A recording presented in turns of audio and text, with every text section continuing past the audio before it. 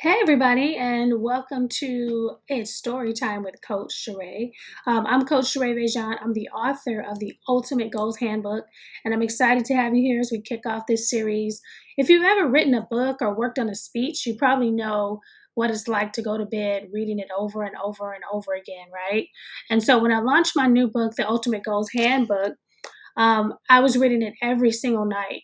And so my goal this month is to read through the physical copy, cover to cover, for the month of January, and then make it a part of my daily routine. Um, but one night, something interesting happened as I went to bed. I started thinking about my goal setting journey, and I thought to myself, this is good. It reminded me of a bedtime story. And so here we are. It's story time with Coach Sheréa. And so tonight I want to start with a dedication page in my book. And so you might be thinking, what can we possibly pull from the dedication that isn't just black and white? And so I want to start by reading that out to you from, it says, this Goals Handbook is dedicated to the late Dr. Billy G. Ingram, lovingly known as PB, founder and pastor of Maranatha Community Church in Los Angeles, where he served faithfully for over 31 years. PB was a constant source of encouragement, always welcoming me and making space for me to share my gifts. He was there for many of my firsts. He officiated my wedding. He gave me my first job at a church. He welcomed my debut sermon. He hosted my very first goal setting workshop. He inspired my first initial concert at the Baked Potato, which featured my original music. He was the first guest on my podcast. He even photographed my daughters. They had their first photo shoot with him when he started his photography business. He was one of the first guests on my podcast.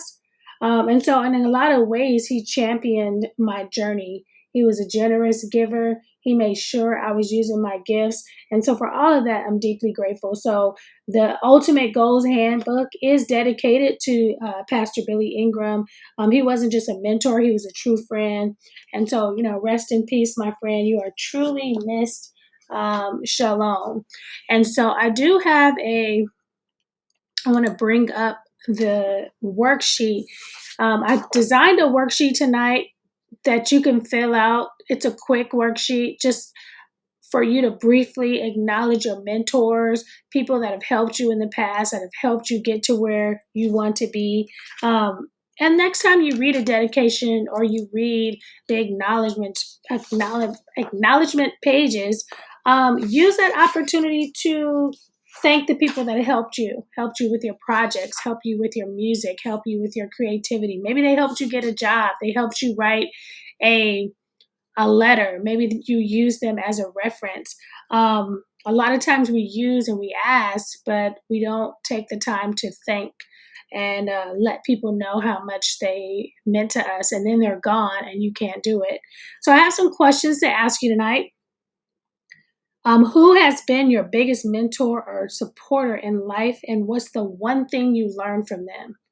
And so I believe that's on your worksheet. You can go ahead and drop those in the comments and we can talk about them throughout this video.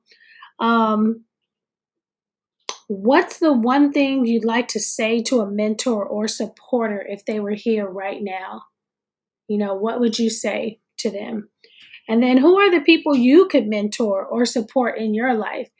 As you think about maybe trials that you went through, maybe you think about things that you overcame, things that you learned. Who can you teach that information to make life easier for them?